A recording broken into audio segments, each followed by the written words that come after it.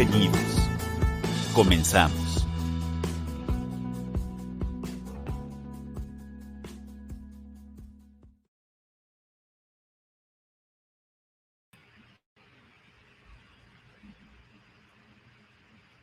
Hola a todos, ¿cómo están? Mucho gusto, soy la doctora Verónica Flores Rueda, soy jefa de programas académicos y educación continua del instituto y en nombre del doctor Jorge Arturo Cardona Pérez, director general, y la doctora Viridiana Gorbea Chávez, directora de Educación en Ciencias para la Salud, les doy la más cordial bienvenida a uno más de los webinars IMPER. Me da muchísimo gusto ver que todos ya están en sala, me encanta, qué bueno. Este día vamos a ver un webinar de muchísima importancia. El día 30 de este mes de agosto ya inician las clases. Nuestros niños de primaria y secundaria estamos prácticamente en la tercera ola de COVID. Los chicos de preparatoria y de universidad ya están en pleno, ya iniciaron, ya están introducidos a sus actividades y todo el mundo estamos con muchísimas ganas de tener información sobre cómo vamos a cuidar a nuestros hijos, qué es lo que debemos hacer, qué es lo que debemos enterarnos en nuestras escuelas, qué medidas se están tomando, etcétera. Y para eso tenemos otra vez de invitado, me da muchísimo gusto que otra vez nos acompañe a Marco Sánchez Guerra. El doctor Marco Sánchez Guerra, él es licenciado en biología por la UNAM, es doctor y maestro en ciencias con especialidad en toxicología por el Centro de Investigación y de Estudios Avanzados del Instituto Politécnico Nacional. Marco Sánchez Guerra tiene un postdoctor en el Departamento de Salud Ambiental en Harvard University, es columnista de opinión en El Universal, es conferencista y presentador en Estados Unidos, Italia, Barcelona, Alemania y obviamente nuestro país. Y actualmente es investigador en Ciencias Médicas C aquí en el Instituto Nacional de Perinatología. Bienvenido, Marco, nos da mucho gusto que nos acompañes. Hola, muchísimas gracias. Un placer estar aquí con ustedes. Empecé con el cubrebocas, pero me lo voy a retirar. Estoy solo aquí en el cuarto, está ventilado, entonces no hay ningún peligro. Es un placer presentar el seminario de hoy, medidas para la prevención de contagios por COVID-19 en las escuelas.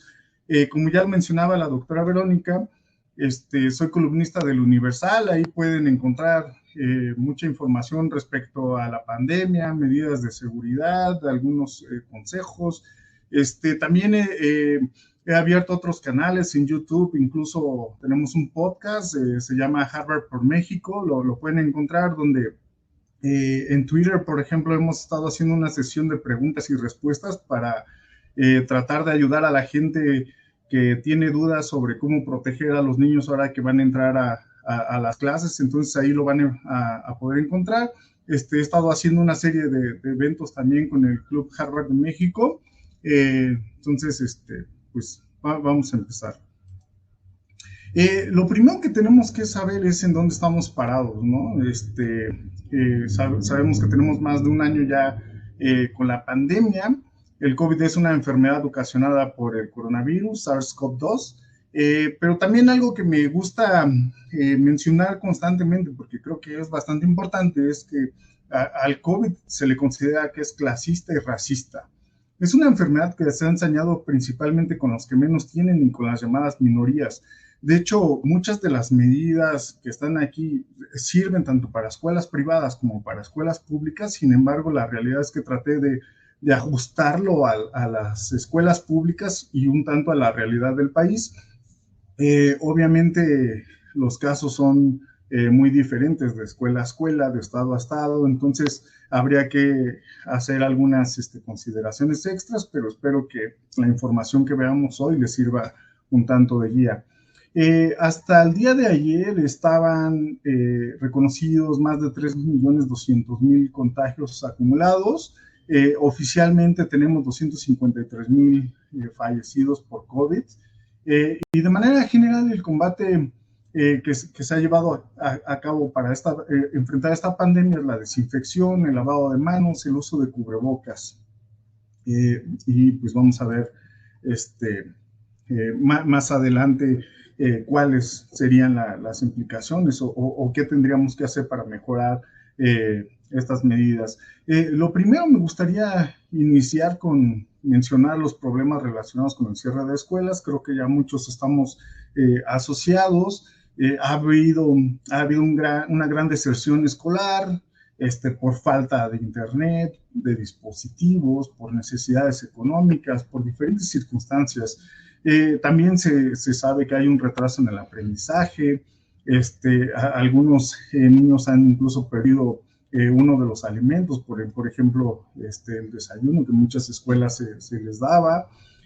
También otra de las crueles realidades es que muchos de los niños ahora están, al pasar mayor tiempo en casa, están sufriendo abuso, explotación y violencia, o se ha exacerbado.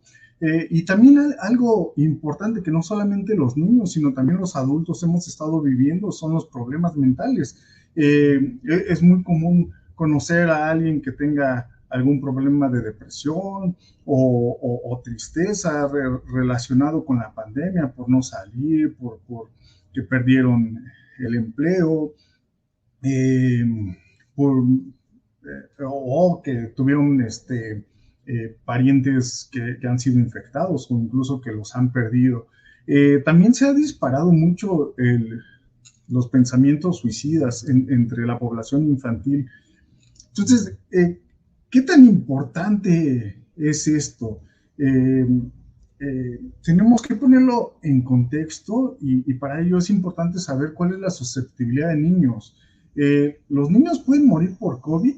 La respuesta es sí. En menores de 14 años se ha visto que la tasa es de 0.1 por cada 100,000 contagiados. En la población de 15 a 24 años, 1 de cada 100,000.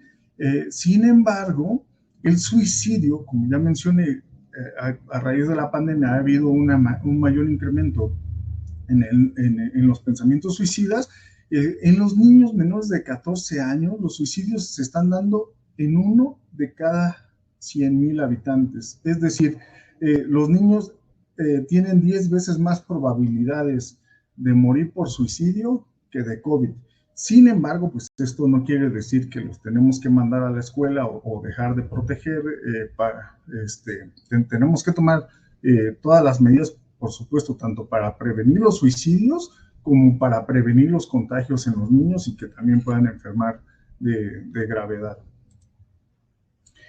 Otra de las preocupaciones o de las grandes preocupaciones que la gente tiene es acerca del síndrome inflamatorio multisistémico pediátrico.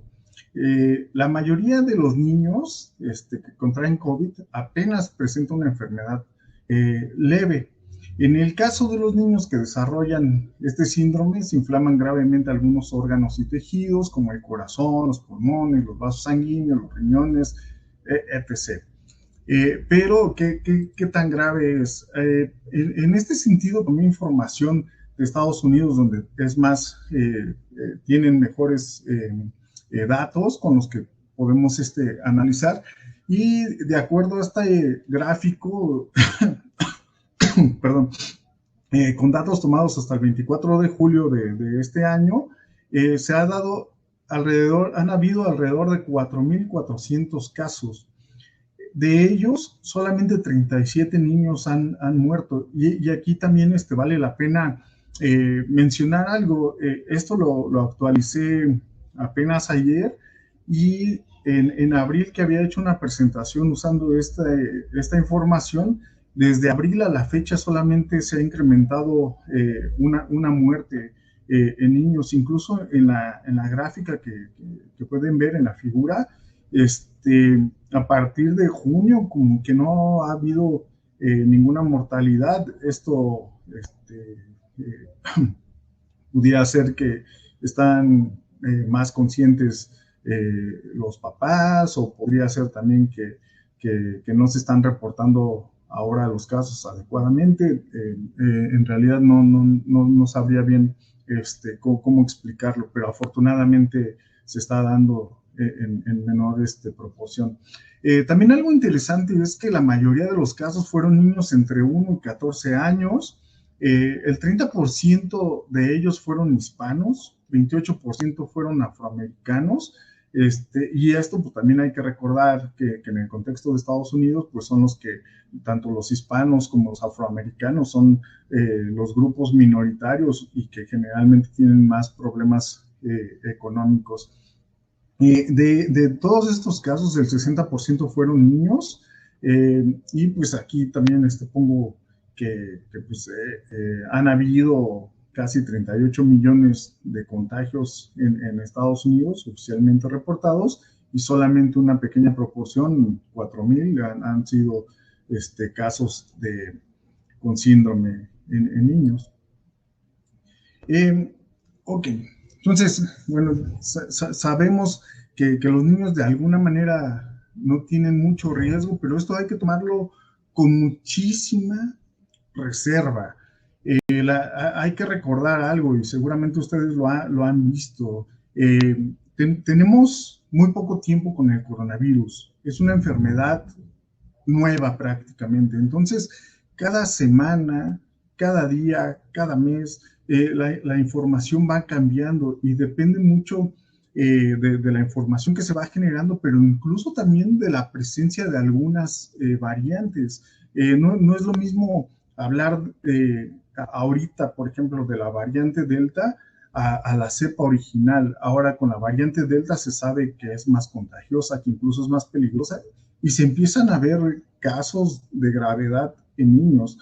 Si bien es cierto que en las últimas semanas han empezado a hablar que solamente representan 1% de la población, pues la realidad es que si un niño agrava, si un niño muere o si una persona muere, tendría que tomarse con toda la seriedad del mundo y no minimizarlo, y entonces hacer todo lo posible por proteger a la población, pero sobre todo a los niños. Y para esto, pues es muy importante saber cuál es la vía de contagios. Si sabemos la vía de contagios, entonces vamos a estar mejor preparados para poder hacer una buena prevención. Aquí me gustaría mencionar esto. Desde el 31 de abril de este año, la Organización Mundial de la Salud y los Centros para el Control y Prevención de Enfermedades por fin reconocieron que el COVID se contagia por aire, es decir, en lugares cerrados y mal ventilados, como podrían ser las escuelas, como podrían ser las oficinas, los centros comerciales, los cines. Entonces, esto es muy importante que lo consideren. El COVID se contagia por aire. El nivel de riesgo de contagios en interiores es alto, y con Delta es todavía más alto. Es una cepa es una variante que se contagia más fácilmente. Y para entender esto, pues tenemos que explicar qué son los aerosoles, que es principalmente donde se transportan. El virus es muy pequeñito, 0.1 micrómetros, pero cuando supongamos que yo estoy enfermo, lo voy a estar emitiendo tanto por la nariz como por la boca, pero el virus no anda solo, se transporta a través de los aerosoles. Los aerosoles son gotas muy pequeñas que se expulsan al respirar, hablar, toser, estornudar, y pueden quedar flotando por unas horas, además de dispersarse por distancias mayores a 5 metros y ya en lugares que no cuentan con buena ventilación. Una forma de entender qué son los aerosoles, pues cuando hace frío, cuando hemos estado en la neblina y que de repente hablamos, pues podemos ver como vaporcito. Eso no es más que aerosoles. La otra es que si ahorita ustedes toman un teléfono, hablan cerca de él, se va a empañar el cristal, o lo pueden hacer también con un vidrio, con un espejo, y pues son esas gotitas que van a producir que se humedezca. Esos son los aerosoles. Ahora, ¿Cuál es la cantidad de aerosoles que se liberan? Eso también es muy importante para poder prevenir los contagios. En la figura podemos ver, está mantenerse en silencio, hablar, gritar o cantar. Si estamos en silencio, de cualquier manera vamos a estar liberando los aerosoles, entonces eso es nuestro parámetro, ¿no? Si hablamos, como lo estoy haciendo ahorita, entonces estoy exhalando 10 veces más aerosoles que mantenerme en silencio. Pero si empiezo a cantar o empiezo a gritar, se exhala 50 veces más aerosoles. Entonces, es decir, que si yo estoy enfermo y dependiendo de si me mantengo en silencio, hablo, canto o grito, entonces va a ser la emisión de virus al ambiente. Entonces, de ahí que se haya reconocido que, por ejemplo, los bares, los restaurantes, algunos otros lugares interiores, los gimnasios y los centros de culto donde generalmente se canta, sean considerados como los lugares de mayor contagio. Entonces, aquí, ¿qué nos funciona para prevenir los contagios por aire? El uso correcto de cubrebocas. En este caso, ahora que la variante Delta está presente en México, deberían de ser cubrebocas certificados o de doble cubrebocas. La ventilación juega un papel súper importante, así como la purificación del aire. Para seguir entendiendo qué son los aerosoles, me gustaría que vean el primer video. Veo si me ayudas a pasar el primer video de los contagios, por favor.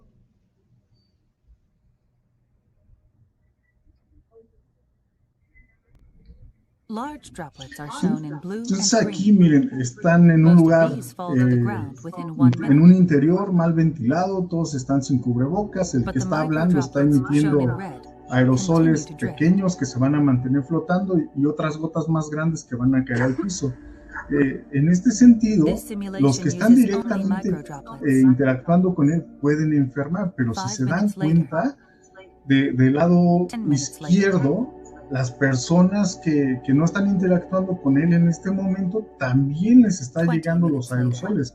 Entonces, en un escenario en el que incluso esta persona que está emitiendo los aerosoles, y pensemos que está enfermo, jamás interactúa con ellos, no importa, de todos modos esas personas estuvieron en el lugar respirando los aerosoles que esta persona estuvo emitiendo, y entonces la probabilidad de enfermar es mayor. Ahora, si me ayudas a pasar el siguiente, por favor. Y aquí me gustaría que pongan muchísima atención. En esta imagen podemos ver una persona que está vistiendo ¿sí? ¿Lo puedes dejar corriendo, por favor? Un cubrebocas tal vez quirúrgico. Los quirúrgicos son muy buenos, pero generalmente tienen el problema de que no ajustan bien en la parte de los cachetes. Si pueden ver, está liberándose los aerosoles por esta parte y también por acá, porque no lo tiene bien ajustado. Entonces, si esa persona estuviera enferma, pues no solamente está liberando aerosoles, está liberando los virus y se van a mantener en el ambiente en el caso de que no haya una buena ventilación. Y si hay más personas, entonces tienen el riesgo de contagiarse. Pero también a la inversa, si ahora pues fuera una persona sana, no lo trae bien ajustado, pues los aerosoles van a pasar por ahí. Algo muy importante que tenemos que saber es que el cubrebocas no es una pantalla, el cubrebocas es un filtro. Entonces, si no lo tenemos bien ajustado, va a pasar por ahí el aire que vamos a estar respirando. Lo ideal es tenerlo completamente sellado, además de cubrir la nariz y la boca, para que todo el aire que vamos a estar respirando pase por el cubrebocas y entonces tengamos menos riesgo de enfermar. Que el cubrebocas, ese filtro que podemos utilizar en la cara, nos filtre el aire y disminuya el número de virus que pudiera pasar.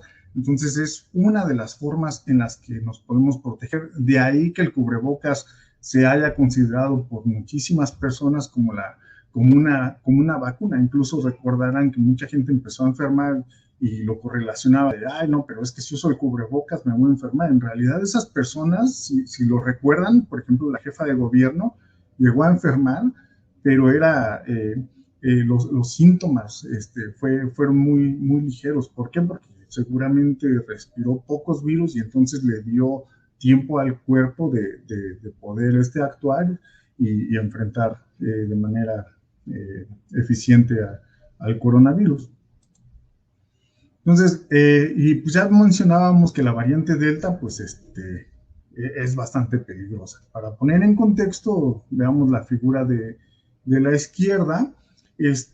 La primera variante fue la alfa, que esta se dio principalmente, bueno, se dio primero en Reino Unido, era también bastante contagiosa, era 50% más contagiosa que la cepa original, pero en el caso de Delta, esta es todavía 40 a 60% más contagiosa que la misma variante alfa.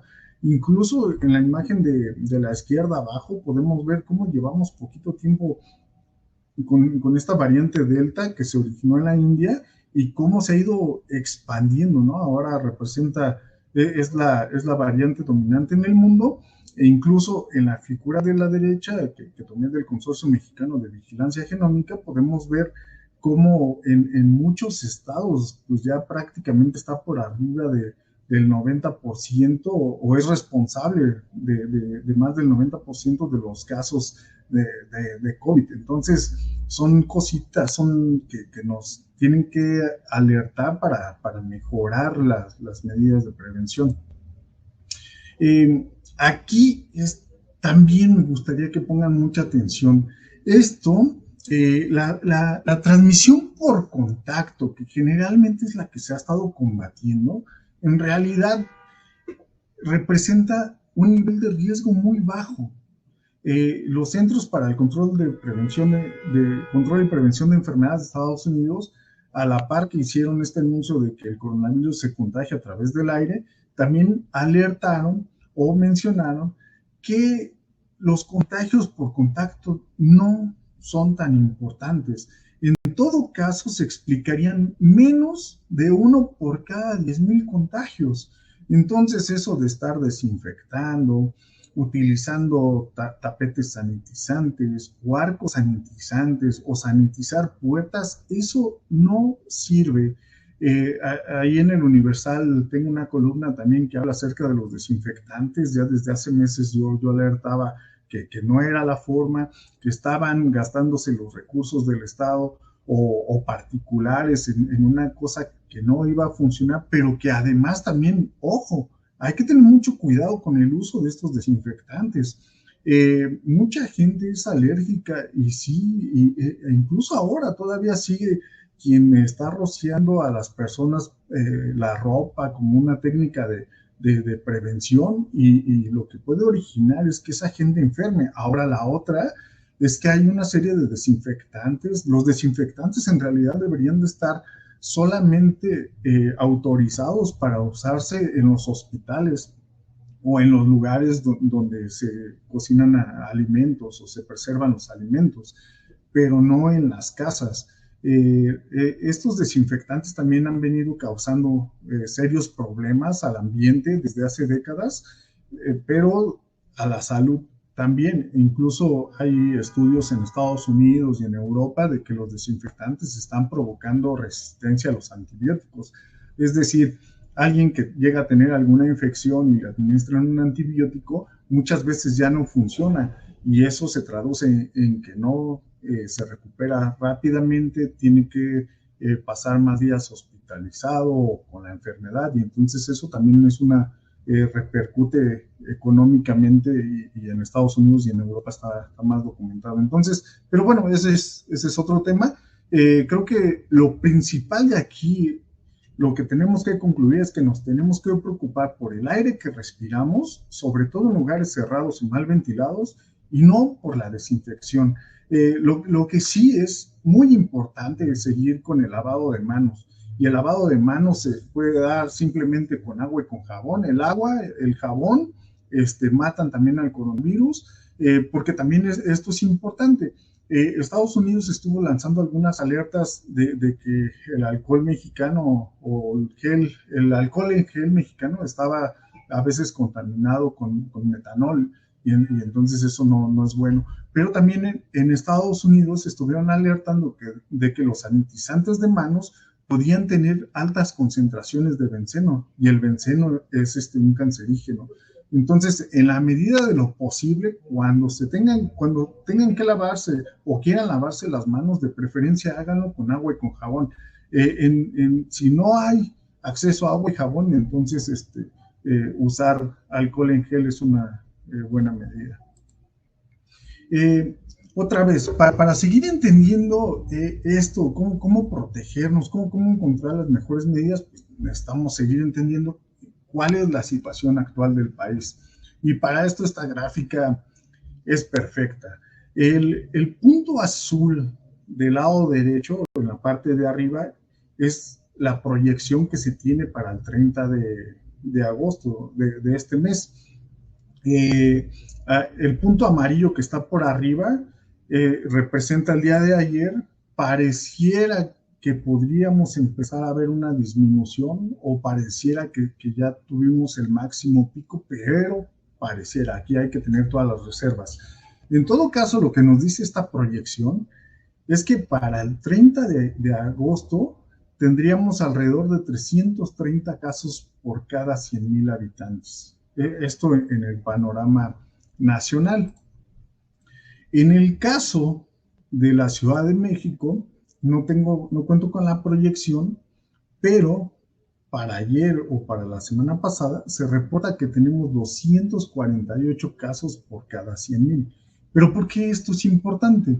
Es importante porque en Reino Unido, como lo pongo aquí abajo, reportaron que una incidencia de 5 casos nuevos por cada 100,000 habitantes representa un aumento de 72% en el riesgo de un brote escolar. Con 5 de cada 100,000. En la Ciudad de México, ahorita tenemos 248 por cada 100,000, y para el 30 de agosto, perdón, estaríamos andando más o menos como en 330 casos por cada 100,000. Entonces, simplemente con estos números, ¿qué nos vamos a encontrar ese día? Es que es casi imposible prevenir los contagios en las escuelas. Entonces, urge que tomemos medidas correctas, previniendo los contagios por aire y no por estar tocando superficies. La desinfección, como ya vimos, no nos va a ayudar en nada. Ahora, con respecto a los diferentes estratos, a estratos por edad, encontramos también algo interesante. Aquí marqué con una línea verde la tendencia para menores de edad. Como se puede ver, pues prácticamente los contagios en las últimas semanas se han dado de manera alarmante en la población de menores de 18 años. Esto podría ser causado porque Delta está presente, porque es más contagiosa, podría ser porque los padres o todos en general nos hemos ido con la finta de que el COVID en los niños no repercute, no hace daño, y a lo mejor cansados ya de meses de estar en cautiverio, pues entonces ahora los están sacando. Sin embargo, como les mencionaba al principio del seminario, hay que tener mucho cuidado con esto. En realidad siempre debemos no ser alarmistas, pero sí debemos no debemos de minimizar, vaya, la pandemia. Entonces tenemos que seguir cuidando a nuestros hijos. A partir de los 2 años es muy importante que estén usando cubrebocas y que los cuidemos. Entonces, ahora, las medidas, también aquí ya voy a empezar a hablar de medidas. Es importante tener varias consideraciones. La pandemia no ha terminado, como lo hemos visto, y si no lo empezamos a manejar correctamente a partir de hoy, nos podríamos llevar otros meses y quizá en un año tener esta misma plática. la gente empezó a estar relajada a partir de que llegaron las vacunas. Pensaron que con las vacunas se iba a terminar la pandemia y la realidad es que no. Ahora también con la variante Delta ha sido muy diferente. Con la variante Delta no importa solamente estar vacunado, sino tener un esquema completo de vacunación. En la gráfica de la derecha podemos ver cómo se ha venido disminuyendo la eficiencia de las vacunas. Por ejemplo, en el caso de Pfizer, previene COVID sintomático 94%, disminuyó 88% para hospitalización, funcionaba para entre el 95 y 100%, ya ha disminuido a 96%. Un problema en México que tenemos, con el cual tenemos que estar viviendo es que no hay información para, por ejemplo, Sinovac, para CanSino, para Covaxin, Johnson. Entonces, hay que tomar esto con mucha precaución y en realidad lo que tenemos que hacer es que después de vacunados, independientemente de cuál sea la vacuna, tenemos forzosamente que seguirnos cuidando. Y aquí también, pues algo importante que no se nos debe de olvidar es que lo importante es que tengamos un esquema completo de vacunación y solamente en México el 24% de la población tiene el esquema completo de vacunación. Entonces, estamos muy por abajo y entonces es muy importante no solamente que cuando puedan se vacunen, con la que sea, cualquier vacuna funciona, a lo mejor la eficiencia es diferente, pero tener un poco de protección es mejor que no tener nada. Entonces, ¿qué tenemos que hacer? Vacunarnos en cuanto podamos con la que nos toque. Algo también importante que hay que considerar es que cuando estamos hablando de prevención de COVID, en realidad no es nada más la vacuna, como ya lo vimos. Una sola medida no va a funcionar. Tenemos que adoptar una serie de medidas para que entonces realmente podamos disminuir el riesgo de infección. Riesgo cero no existe y mientras estemos con el coronavirus y seguramente que estaremos así por varios años, entonces tendremos que aplicar diferentes medidas en nuestra vida para minimizar los contagios. La primera y la más importante, pues ya lo exponía, la vacunación. Posteriormente, el uso correcto de cubrebocas. Deberíamos de preferir lugares abiertos, evitar sitios concurridos, ventilar, reducir tiempo de exposición, mantener distancia y, como podemos ver, en última instancia, pues limpiar superficies, porque pues ya lo vimos. En todo caso, se explicarían 1 de cada 10,000 contagios y pues eso prácticamente poner toda nuestra atención en desinfectar y desinfectar y desinfectar, pues no sirve de nada. Es la peor medida o es la última medida en la que tendríamos que estar pensando e implementando. Y para esto, pues más bien tenemos que adoptar varios. Esta figura la tomé de un manual que hicieron en Harvard, que era lo primero, pues tratar, se dice SMART, de inteligente. El primero es estar en la casa si es que te sientes enfermo, utilizar tu cubrebocas, tratar de utilizar purificadores de aire, tratar de ventilar y hacer las actividades o la mayor cantidad de actividades al aire libre y no en interiores. Hay que recordar, el COVID se contagia por el aire en lugares cerrados y mal ventilados. Entonces, hablando ya del uso correcto del cubrebocas, pues ya hay diferentes alternativas. Generalmente no me gusta estar hablando de qué tipo de cubrebocas. Ahora con la variante Delta tenemos que estar hablando de cubrebocas de alta eficiencia, porque si menciono, por ejemplo, compren KN95, pero si los van a comprar en los puestos de allá afuera, esos son piratas, los están vendiendo ahora hasta en $2. Y el problema de que sean piratas es que no son igual de eficientes que los que sí están certificados. Incluso en Estados Unidos encontraron lo siguiente. Este tipo de cubrebocas que está del lado izquierdo, eso soy yo vistiéndolo, si es certificado, si es original, filtra 95% de las partículas. Pero si es un cubrebocas que compro allá afuera, que no está certificado por $2, la eficiencia se puede reducir hasta entre 25 y 35%. Eso no nos sirve para nada. En el caso de los quirúrgicos, que están abajo, esos son buenos, filtran alrededor del 70% de las partículas, sin embargo ya comentábamos que el problema es que no ajustan bien, entonces hay que tener mucho cuidado con ellos. En el caso de los cubrebocas de tela, esos también son buenos, filtran entre 50 y 70%, pero desde diciembre incluso el doctor Fauci, el encargado de manejar la pandemia en Estados Unidos, ha hecho la sugerencia de que vistamos doble cubrebocas, es decir, así como se puede ver en la figura de la derecha, tanto los niños como los adultos, abajo un cubrebocas quirúrgico y encima uno de tela, pero que sea tricapa, con la intención, vamos a poner más filtros. En este caso se estima que esta combinación reduciría alrededor del 85% de los aerosoles, pero además si todos los que estamos presentes en un interior lo estamos usando correctamente, la filtración sería del 98%, entonces pues es una maravilla y hay que tratar de hacerlo. En este caso, con los niños, la recomendación ahorita sería que, bueno, estamos a una semana del regreso a clases, traten de encontrarle también un cubrebocas que sea de su agrado, que sea tricapa, o algunos que sea certificado. Ya los precios también han comenzado a bajar, entonces algunos estarán en mejores posibilidades, los que no. De tela es una muy buena opción, o incluso aunque tengan recursos, también los de tela se ha visto que son buenos, y también la ventaja es que se pueden lavar y entonces evitamos estar contaminando tanto.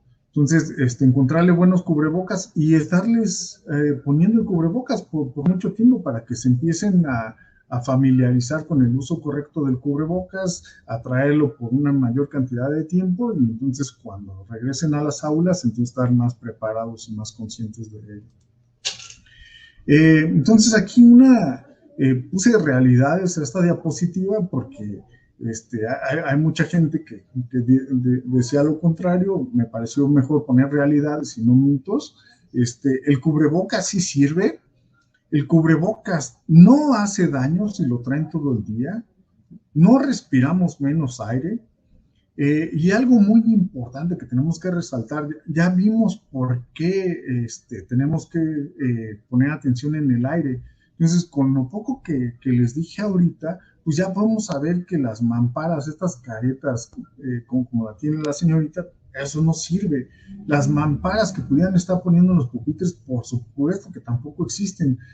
Aquí en esta figura de Salvados por la Mampara, pues ya podemos ver.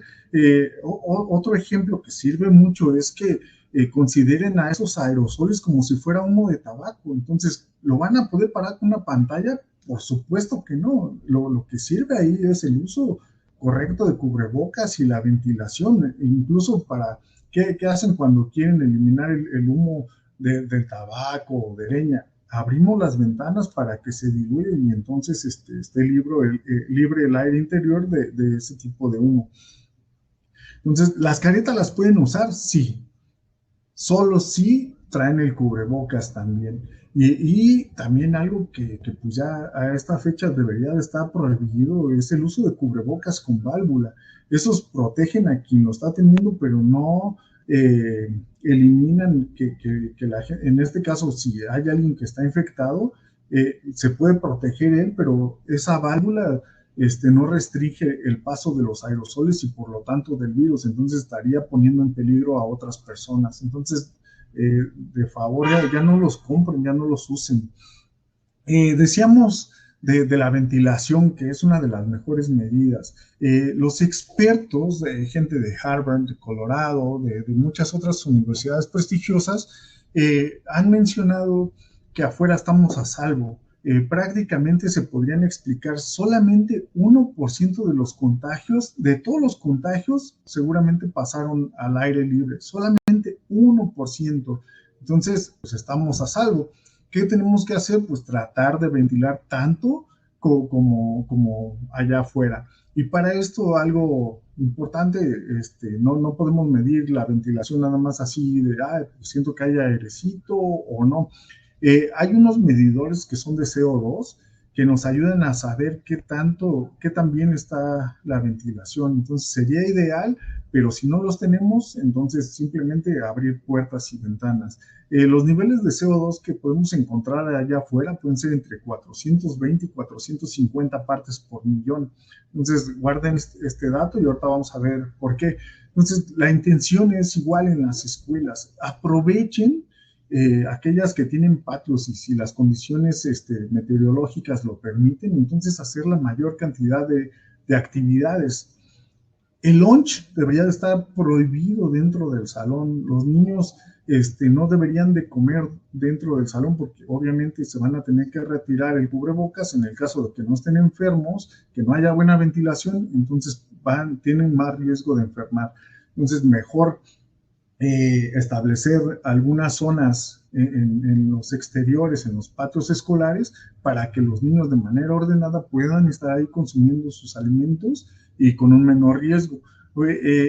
Aunque tenemos menos riesgo en exteriores, también hay que recordar que con Delta hay que tener más cuidado, entonces de preferencia sí estar en el exterior y si vamos a estar sin el cubrebocas para los alimentos, que estén al menos 2 metros separados para evitar los contagios. Ya aquí es donde ya voy a explicar por qué los medidores de CO2. El CO2 nos ayuda a saber qué tan bien ventilado está, pero también al detectar CO2 pues nos ayuda a establecer un riesgo. Nosotros, de manera general y rápida, lo que estamos respiramos oxígeno y desechamos CO2. Entonces, cuando estamos midiendo en un lugar cerrado los niveles de CO2, pues prácticamente estamos midiendo qué tanto CO2 se ha liberado a partir de los humanos que están ahí cerca.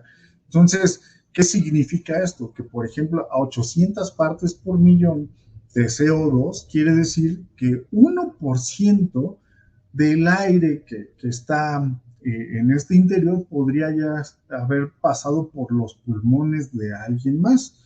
Si esa persona tiene COVID, entonces no solamente podríamos estar respirando ese aire que pasó por sus pulmones, sino ese aire con virus. Entonces, de ahí la importancia de entender por qué tenemos que utilizar este tipo de medidores. Sin embargo, pues no son tan accesibles para la población. No son tan baratos y también la disponibilidad en México muchas veces se ve complicada. Aquí pues me gustaría hacer un reconocimiento al movimiento de Abre mi Escuela. Es un movimiento, si no estoy mal, que se dio en Querétaro, que se ha ido expandiendo a otros estados.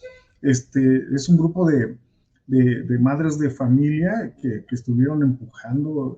Yo creo que muchas de las escuelas en Querétaro ahora están mejor preparadas, probablemente y desafortunadamente quizás solo las escuelas privadas, pero han empujado tanto y creo que todos deberíamos de hacer lo mismo en nuestros diferentes estados, municipios, como ellas. Ellas lograron impulsar a través de la Secretaría de Salud que se estableciera el uso de medidores de CO2 como una medida de prevención. Incluso en Querétaro ya mandaron este comunicado, ya es oficial, está en la Gaceta.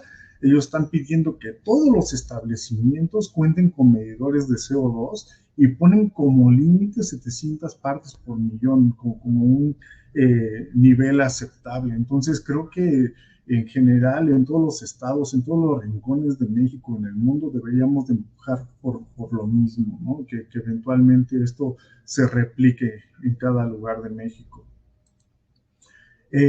Aquí, pues esta es una infografía de Salvemos Conciencia que hicimos entre varios. Está padrísima porque aquí pueden ver lo que sería lo ideal. Tendríamos que... una sugerencia es que ahora con Delta extrememos las clases de preferencia que fuesen híbridas, es decir, en la escuela presencial quizá 25-30%, para que no haya tantos niños, la ventilación sea mejor, haya suficiente distancia.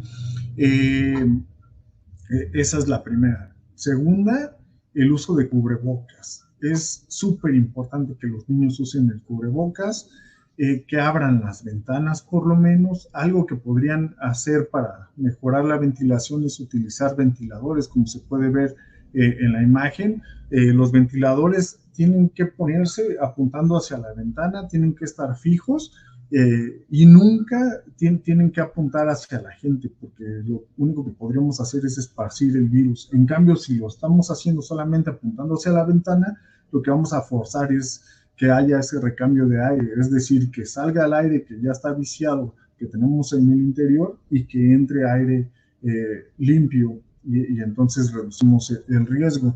Otra vez, hay que recordar que entre más medidas pongamos, es mejor. Y una no sustituye a la otra. Esto creo que también es bastante importante. Otra de las cosas que podríamos hacer es utilizar purificadores de aire, sobre todo cuando la ventilación no es buena. Ahora, aquí también es sumamente importante. Pareciera que es gratis tenerla, bueno, es gratis en realidad ventilar, pareciera que es una medida muy simple de llevar a cabo. Sin embargo, también hemos estado viendo en diferentes noticiarios y la realidad de diferentes escuelas es que están ubicadas en zonas conflictivas, donde han sido vandalizadas, e incluso hay muchos reportes de que a veces cuando cuentan con ventanas, estas están selladas o están soldadas porque están tratando de evitar que entren los malandros y roben dentro de los, bueno, en las escuelas. Entonces, me imagino, una sugerencia es que, pues, si están soldadas, me imagino que también están teniendo ¿cómo se dice? Tienen protecciones. Entonces, aquí una sugerencia, si las condiciones lo permiten, quiten los vidrios. No pueden abrir las ventanas. Si pueden, quiten los vidrios y para mejorar la ventilación. En el caso de los ventiladores, pues lo mismo. Creo que algunas personas tenemos ventiladores en casa, entonces podríamos donarlos o prestarlos para que los tengan ahí en el salón de nuestros hijos, que lo estén utilizando, y entonces esto también va a ayudar.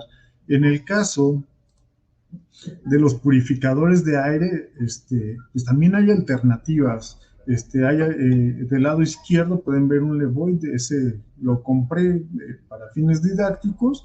Esta cosa pues se ve bonita, cuesta 9,000 pesos, cada filtro cuesta 1,700, se tiene que cambiar aproximadamente cada 6 meses, y nos ayuda a limpiar 6 veces el aire por hora de un espacio de 88 metros cúbicos, y no es tan ruidoso, tiene 67 decibeles. Nos puede ayudar por 9,000 pesos otra vez a limpiar el aire cada 10 minutos de un espacio de 88 metros cúbicos. Hay alternativas. Hemos estado igual muy activos en los últimos días, donde podemos construir un purificador de aire como el que están viendo del lado derecho.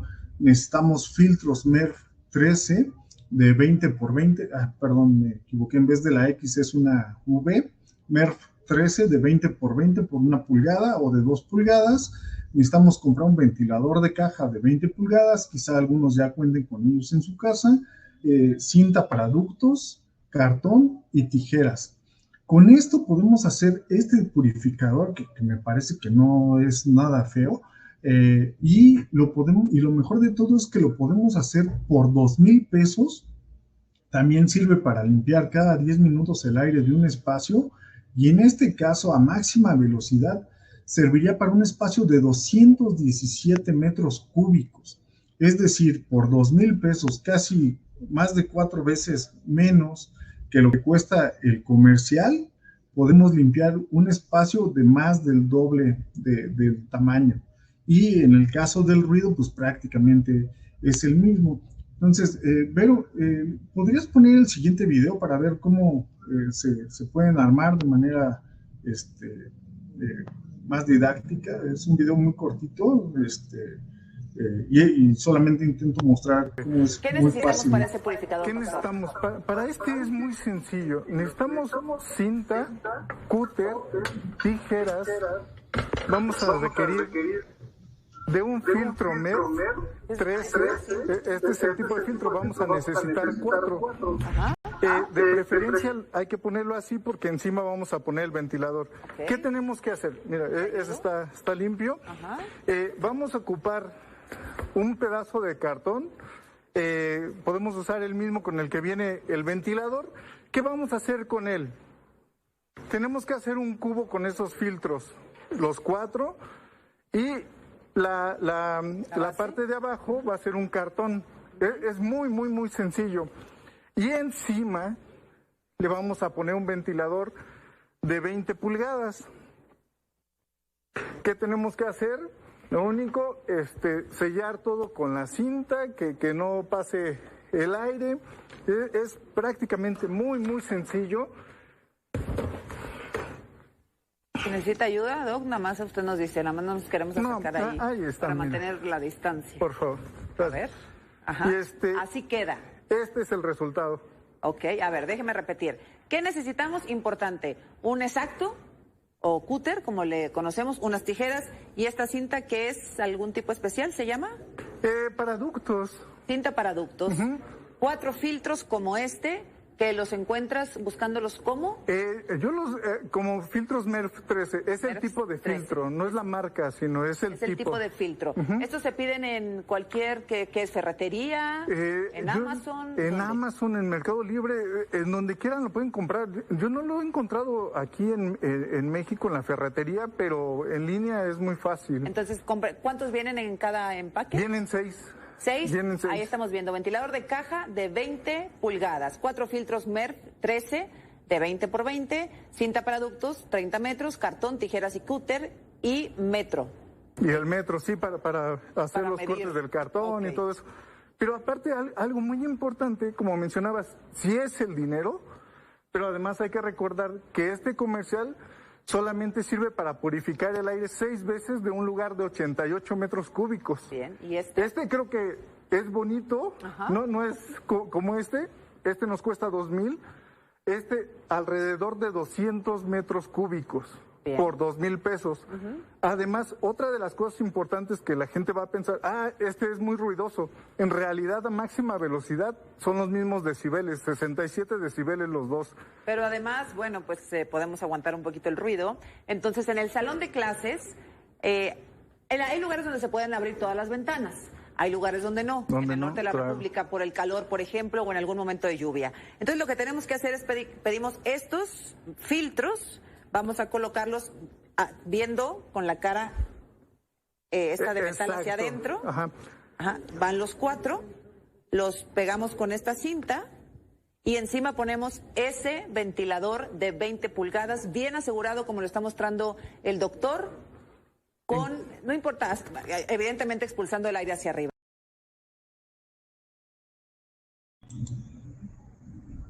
Ok, como pudieron ver, está bastante sencillo de hacer.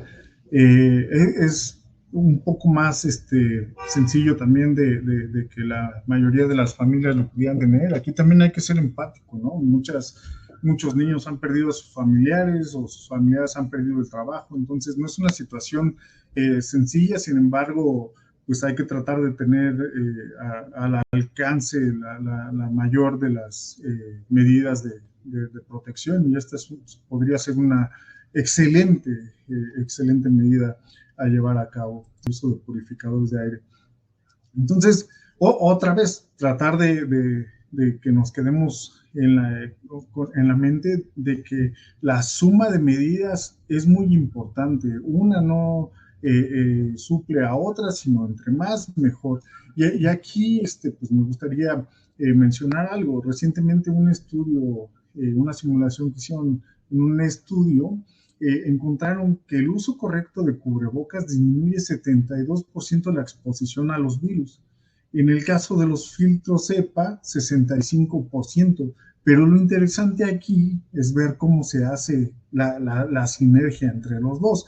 Al utilizar tanto el cubrebocas como los purificadores al mismo tiempo, se disminuyó en un 90% la exposición. Es decir, otra vez, entre más medidas, menor va a ser el riesgo. Entonces, a implementar las más que se puedan. Otra de las cosas que me preocupa de sobremanera es las escuelas de atención incluyente.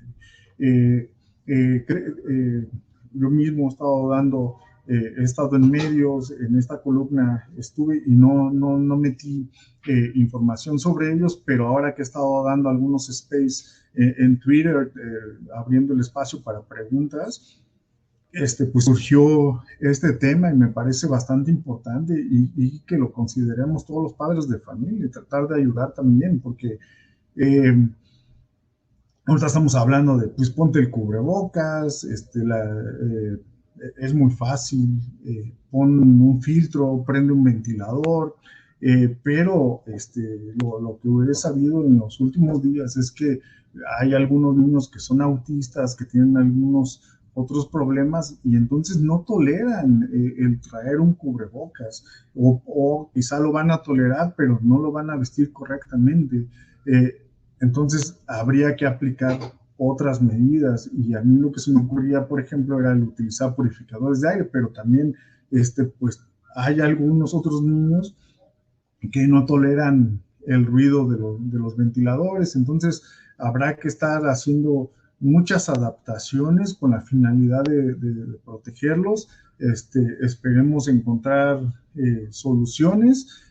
Como les digo, esto pues es de manera general, pero la invitación que yo les hago tanto a ustedes como autoridades escolares de la Secretaría de Educación Pública, federal, estatales, es que encontremos la solución y prácticamente la solución para una escuela podrían ser completamente diferentes para otra escuela, dadas las condiciones de infraestructura, las condiciones económicas, las condiciones ambientales. Entonces, nos falta mucho trabajo por hacer. Entonces, pues de favor también tenemos que empezar a reconocer este problema en las escuelas de atención incluyente. Bueno, aquí me voy a tratar de ir un poco más rápido. Me interesaba que supieran eso para también dejar un poco de espacio para preguntas y respuestas. Además, tiene muchas ventajas ventilar. Esta lámina simplemente es de diferentes hallazgos que se han encontrado. En China encontraron que abrir las ventanas era una buena medida para disminuir contagios. Incrementar la ventilación redujo contagios de influenza también y de tuberculosis. En Missouri encontraron que una combinación de medidas que incluían mejoras en ventilación disminuían riesgo de contagios por COVID. En Alemania es raro encontrar contagios de COVID en escuelas y guarderías que tienen una combinación de medidas que incluyen mejoras en ventilación. En Quebec también encontraron que cuando utilizaban purificadores de aire había de 3 a 4 veces menos casos de contagios. Es muy importante para la gente que me está viendo ahorita, padres de familia, pero sobre todo si hay algunos tomadores de decisiones o estudiosos de esta parte de la educación, que lean este manual. Está padrísimo, vienen respuestas a muchas cosas y es una buena guía que deberían de considerar. Además, estos purificadores de aire pues no se crearon apenas para el COVID, ya tienen varias décadas.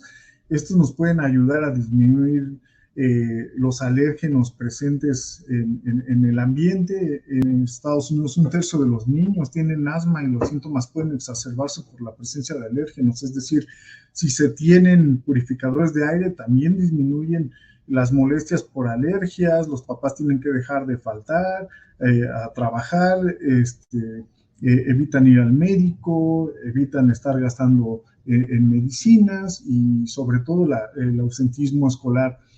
También podemos disminuir los contaminantes. Los contaminantes se asocian con efectos a corto plazo, pero también a largo y pueden provocar enfermedades cardiovasculares, problemas neurológicos, diabetes, problemas metabólicos. Entonces, es un ganar y ganar el implementarlo. Entonces, para aquellos que creen que puedan pensar que el COVID se va a ir pronto. Primero, no se va a ir pronto, y segunda, implementar estas medidas son de largo alcance. Tendrían que llegar lo más pronto posible y llegar para quedarse. Aquí, este es el impacto de la ventilación y purificación del aire en el aprovechamiento escolar, pero también cabe decir que también se ha visto estas ventajas que ahorita voy a enlistar en los trabajadores. Hay mejor rendimiento en los trabajadores.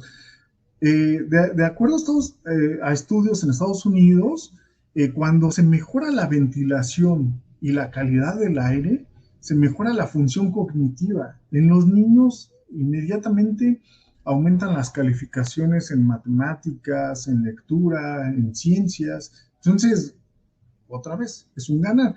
Además, se reducen los síntomas de asma, los síntomas respiratorios, los días perdidos, el ausentismo, ausencia por enfermedad. Entonces, pues no solamente nos sirven para el COVID, sino tienen muchas ventajas el hacerlo. Entonces, por eso es importante que se pudieran establecer. Para que haya una apertura de las escuelas de manera segura, ¿qué necesitamos? Necesitamos coparticipación. Necesitamos todos hacernos responsables. Entonces, los papás, los hermanos, pues tratar de evitar estar viendo, tendríamos que adoptar el compromiso con nuestros hijos. ¿Es importante que se abran las escuelas? Sí. ¿Es importante atender los problemas psicológicos de los niños por no estar abiertas las escuelas? Sí. Ok.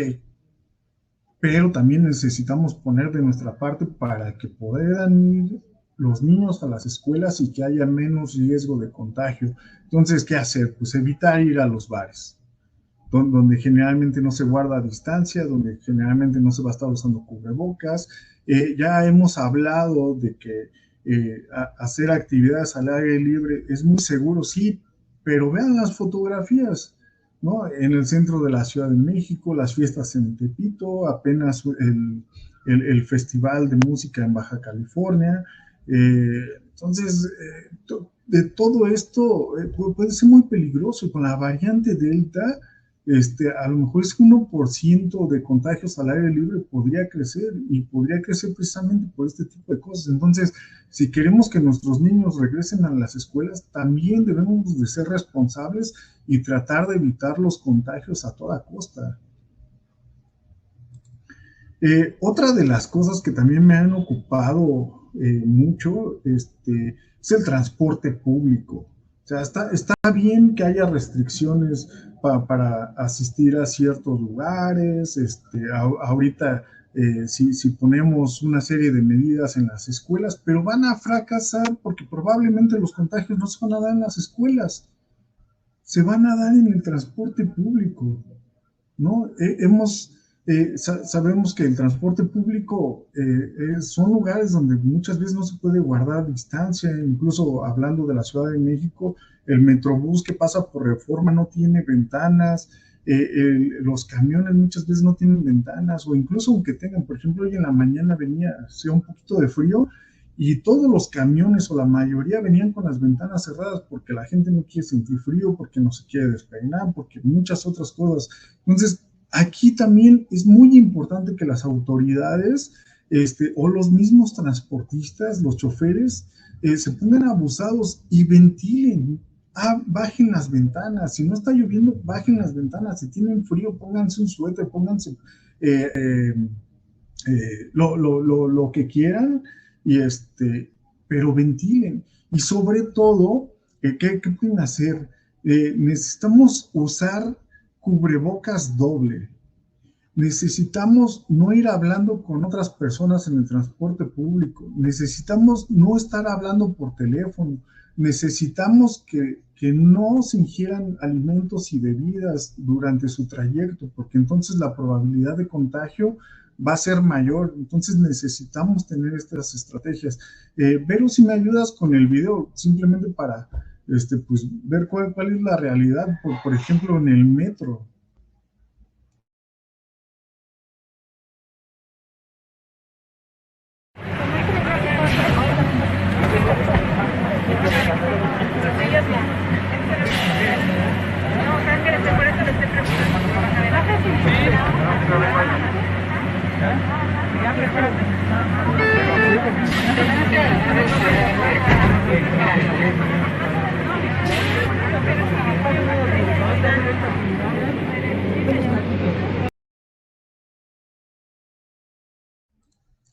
espero no se malentienda, pero efectivamente, o sea, ¿de qué sirve poner que pudiéramos implementar todas estas medidas en las escuelas, guardar distancia, ventilar, si vamos a estar viajando de esa manera, en el metro, sin las ventanas abiertas, sin sana distancia, pero además, ustedes lo vieron en el video, la gente no usa correctamente el cubrebocas, no traen cubrebocas tricapa, entonces ahí es un caldo de contagios. Entonces también necesitamos que ahí se hagan mejoras.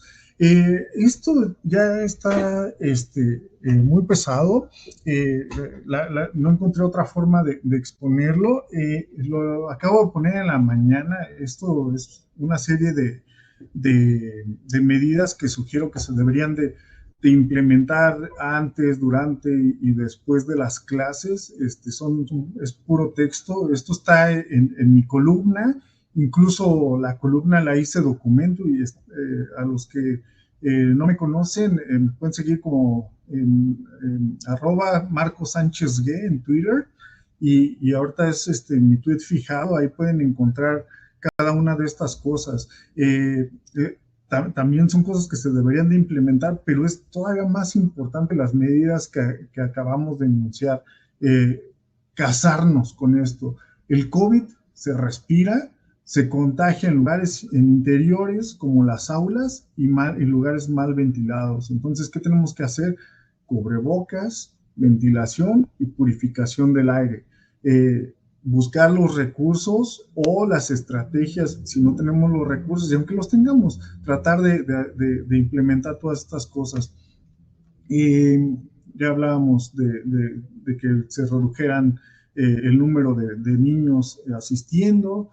Se deberían de hacer campañas fuertes por parte de la SEP para anunciar estas medidas de estos contagios, pero también las medidas que prevengan los contagios por aire.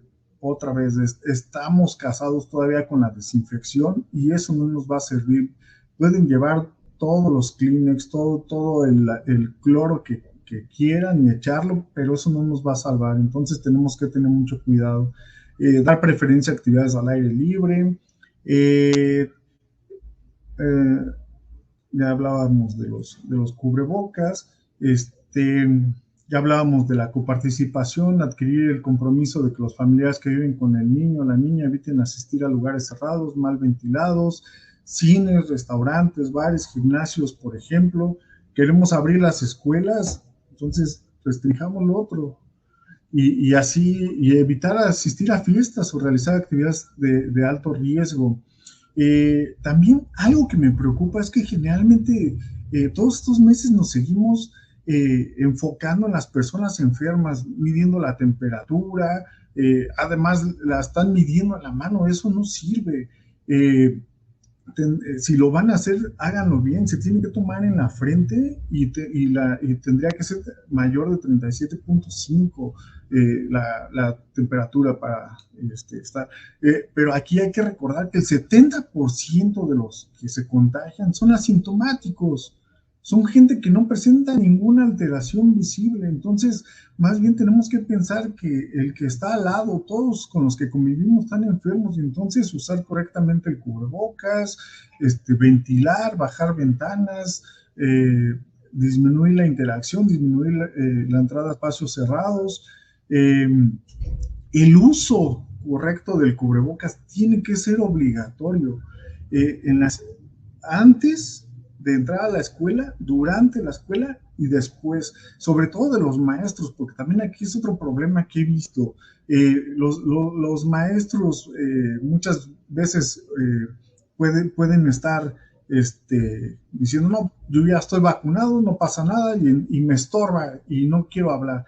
Y yo ya lo he hecho incluso en televisión, no me quito el cubrebocas, la gente me escucha, entonces no debería de haber ningún problema. En todo caso, lo que podrían hacer es bajar una aplicación y conectar el teléfono a una bocinita para que todos escuchen, para que el profesor no se canse y para que evite quitarse el cubrebocas. De manera general, los niños tienen que mantener silencio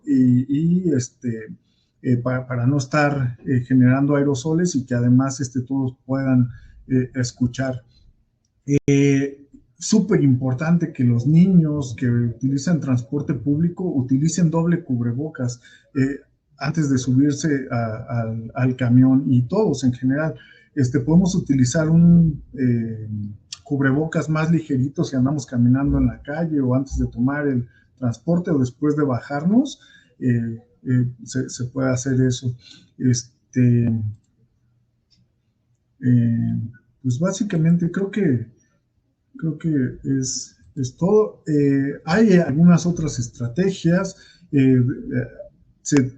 El rastreo de contactos es muy importante. No lo tomé en consideración aquí, no porque no sea importante, sino porque otra vez trato de adecuarme a pues, las medidas que la población en general debería de tener. Hay algunas escuelas privadas que estarán en mejores condiciones y obviamente los papás de gastar en las pruebas de PCR para rastrear contactos, pero la mayoría de la población no lo va a tener. Entonces, por eso es que no lo puse, y seguramente hay otras que no estoy poniendo y que pudieran ser importantes. Traté de poner más atención en explicar cuál es la vía de contagios, cuáles son las principales medidas de prevención. En mi artículo, otra vez está en el tweet fijado como documento o como columna, pueden revisar cada una de estas cosas. Lo ideal es que pudieran tomar muchas de estas y adecuarlas. Seguramente que se les van a ocurrir algunas otras, y todo en beneficio de los niños. Entonces, las conclusiones es: COVID se respira, no se toca. La desinfección no me ayuda. El cubrebocas, la ventilación y purificar el aire, sí. Necesitamos mejorar las escuelas, por supuesto. Necesitamos coparticipar, todos ser responsables, usar correctamente el cubrebocas, ventilar, filtrar el aire, evitar lugares concurridos, el lavado de manos, vacúnense cuando puedan, por favor. No relajen las medidas. Es mejor hacernos a la idea de que esto no va a acabar pronto. Eviten pensar ya mañana, porque simplemente se ponen más nerviosos, causa más incertidumbre, y eso tampoco ayuda. Y desde luego mejorar los protocolos de prevención de contagios, independientemente de la guía que la SEP les haga llegar. Ustedes busquen cómo poder mejorar esas estrategias. Estoy seguro que se puede. Y esto será por el bien de nuestros hijos. Háblenles, platíquenles. Los niños entienden muchas veces mejor que nosotros, entonces no minimicemos su inteligencia, y seguramente ellos son de los más preocupados por regresar a las escuelas y nos pueden ayudar mucho a prevenir los contagios. Pues no queda más que agradecerles. Si tienen alguna pregunta, ahorita quisiera contestarlas. Si no, me pueden escribir y con todo gusto respondo por mensaje. Voy a estar haciendo más space en el Twitter. Me acompaña muchas veces el doctor Alejandro Cano, un egresado del MIT, experto también en todas estas medidas de prevención. Acérquense a quien sea. Pues muchísimas gracias.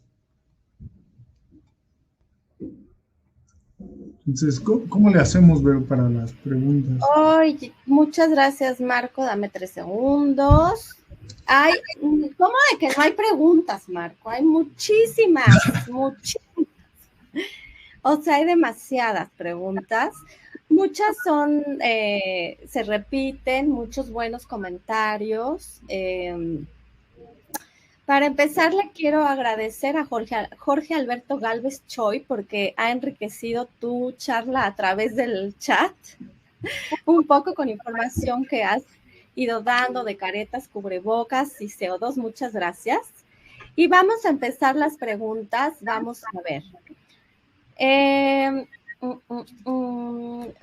La primera es: ¿qué tipo? Teresa Corral y muchas otras personas.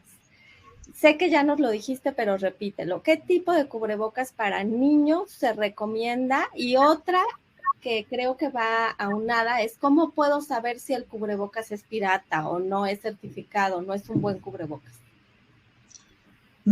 Para los niños, hay algunos que son certificados de 3M, se pueden buscar en internet, ahí no hay mucho tiempo, entonces lo que les recomiendo igual en Twitter, sigan a la doctora Ana María, ella tiene unos hilos espectaculares con recomendaciones porque les decía, o sea, tener el cubrebocas no es nada más, pues ya me lo pongo, sino tiene que ser de acuerdo al tamaño de la cara, la forma de la cara.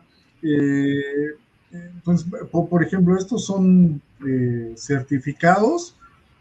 Generalmente, bueno, esto no trae, tengo otros que son de pato y que tienen todas las certificaciones en esta parte. Eso sería como ideal. Estos se llaman Air Queen. Estos los encuentran de diferentes tamaños. Ana María precisamente y el doctor Cano me los recomendó. Son certificados, los pueden encontrar en Amazon, no están tan caros. Las alternativas, quirúrgico o de tela, pero que sea tricapa. Eso es lo ideal. ¿Cuáles? Pues ahí tendrán que estar buscando precisamente, hagan de cuenta que son zapatos, tienen que ir a comprar el número exacto, si no encuentran de su número, entonces si son de tela, a lo mejor podrían hacer alguna adaptación, coserlos, recortarlos, ponerle, bueno, a los elásticos, no al cubrebocas, y hacer algunas adaptaciones.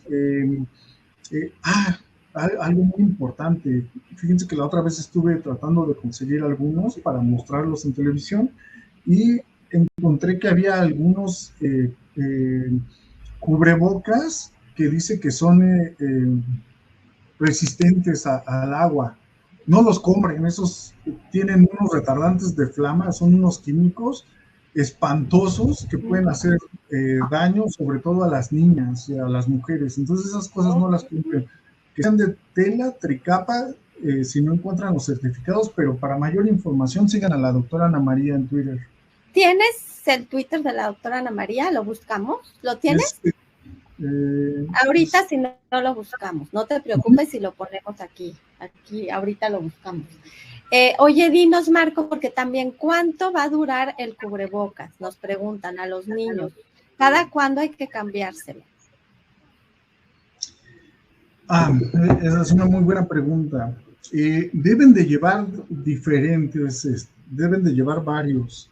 Por eso también yo creo que es importante encontrar unos buenos que sean de algodón, precisamente se evita la contaminación, y se pueden estar lavando.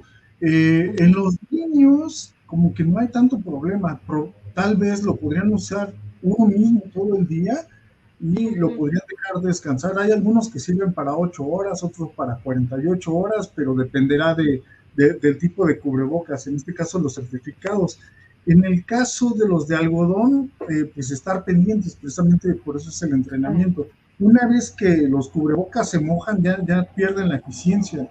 Incluso lo recomendable en los maestros es que lo cambien cada 3 o 4 horas, pero tienen que estar pendientes. Los maestros son los que más van a estar hablando, entonces es como, depende.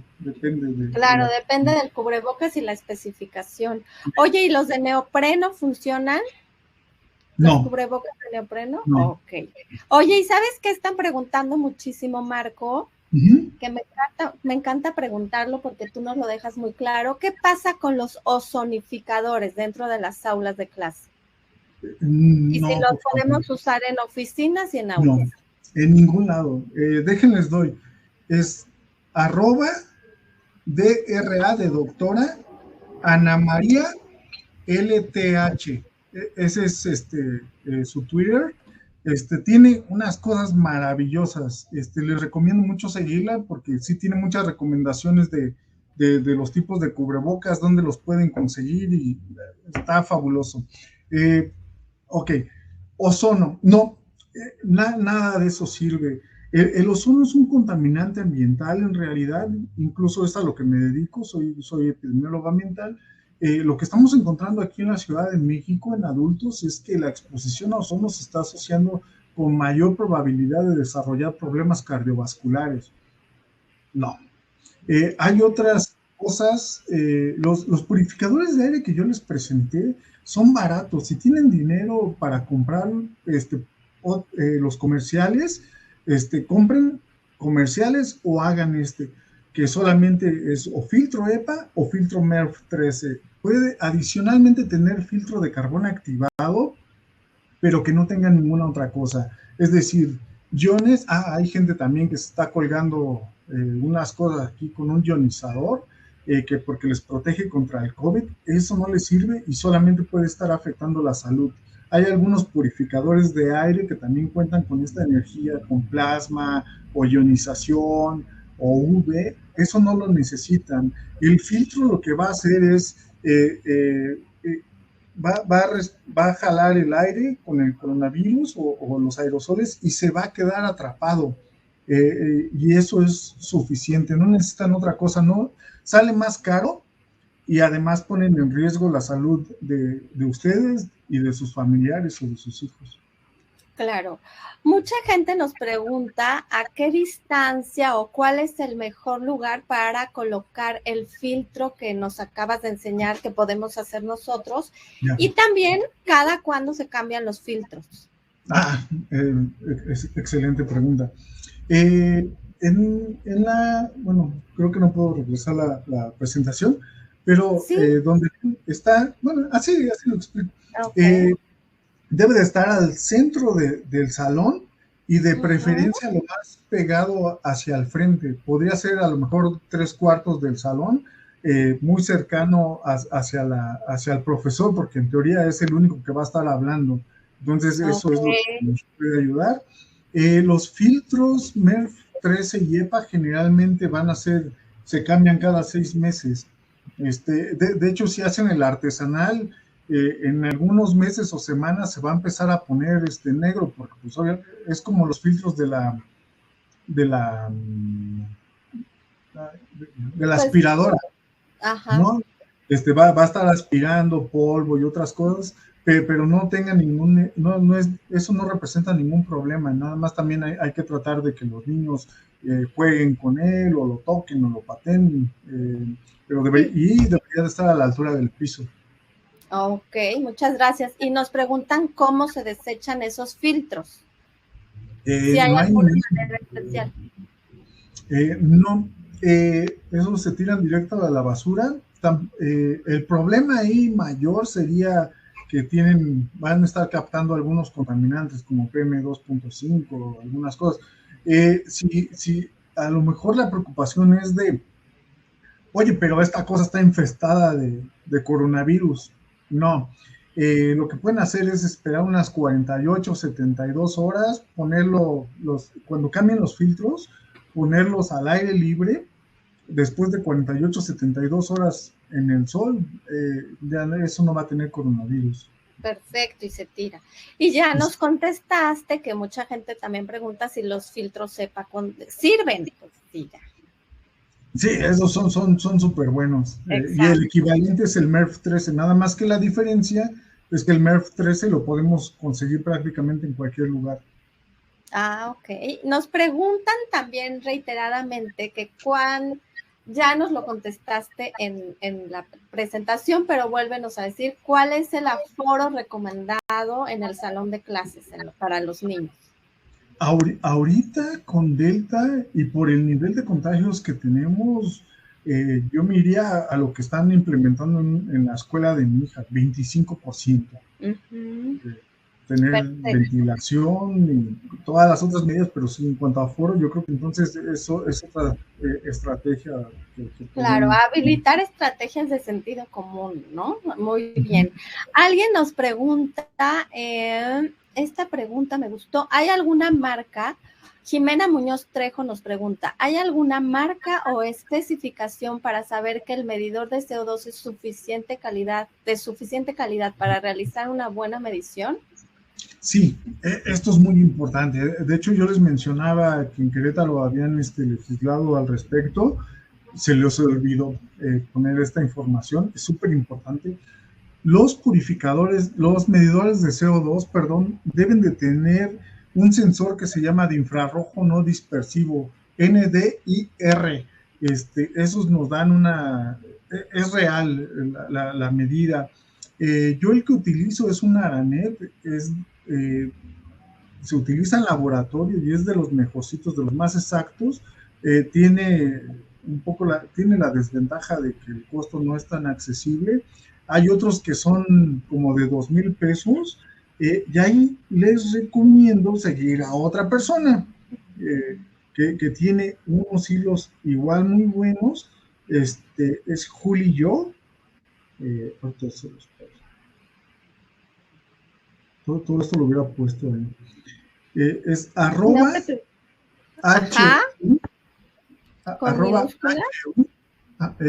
H mayúscula, U minúscula, L mayúscula, doble E, Y mayúscula, O, como Juli Yo. Listo. Él tiene información muy buena. Hay unos medidores de CO2 que pueden conseguir aquí en México y están como en 2,300, 2,400. Los Aranet que hemos estado trayendo de Estados Unidos, me han estado costando como 4,500, 5,000 pesos. Ok, como para que vean si van a hacer la inversión, ¿no? Para un medidor de CO2. Si son de menos de 1,000 pesos, no los compren. Claro, ahí hay algo. Sí, no tienen este sensor de infrarrojo no dispersivo, y lo único que va a pasar es que van a tirar su dinero a la basura, pero además podrían tener esta sensación de ¿cómo se dice? De falsa seguridad, porque claro, las medidas que les va a dar no son las indicadas, y entonces más bien lo que va a pasar es que se van a exponer más a la enfermedad. Muy bien. Marco, ya se nos acabó el tiempo. Me da mucha pena porque hay muchísimas preguntas, que muchísimas gracias por todo esto. ¿Hay aquí alguna persona que nos quiere hablar como de un proyecto de Alemania?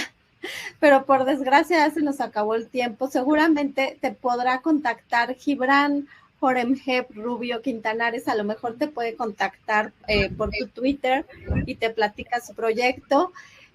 Fue un placer para nosotros tenerte, Marco, como siempre. Les quiero decir de todos lados donde nos acompañaron: Colegio Folger Toluca, de personal de la UNAM, Colegio de Bachilleres 35 de San Luis Potosí, Escuela Pierre y Marie Curie en Nicaragua, muchas gracias Nicaragua, en San Luis Potosí, muchas secundarias, COBAEM en Zapopan, Colegio México en Chilpancingo, del Hospital Juárez de México, del Instituto Latino, Ciudad de México, Tamaulipas, Guanajuato, Oaxaca, Querétaro, Monterrey, Estado de México, Chiapas, Veracruz, Aguascalientes, Chilpancingo, Michoacán, Tijuana, Chihuahua, Baja California. Muchas gracias.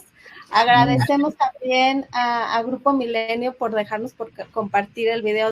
Es muy importante para nosotros porque nos ayuda a mejorar esta calidad de webinars. Para todos los que nos están preguntando, sí, en efecto, ustedes van a poder ver este webinar a partir de hoy en la tarde en Facebook y en nuestro canal de YouTube. Ahorita les voy a pasar nuestro video de redes para que ahí lo busquen. Yo creo que al ratito ya está arriba, ¿no? Y si no, va a más tardar mañana, pero hoy en la tarde ya está. Sigan a Marco en sus redes y muchas gracias, Marco. ¿Algo más que nos quieras decir? Mucha de la información que acabo de dar está en mis columnas, no por egocentrista, pero si quieren muchas de las respuestas a las preguntas que tienen, están ahí. Soy científico, pero trato de tener un lenguaje bastante claro, sin tecnicismo, sin nada.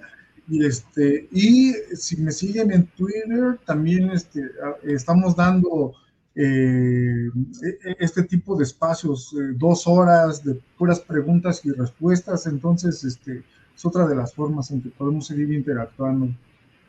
Muchísimas gracias, Marcos. Sí, definitivamente nos dejaste todo muy claro. Gracias por acompañarnos y que estén muy bien. Buenas tardes. Al contrario, muchas gracias a todos. Buenas tardes. Bye.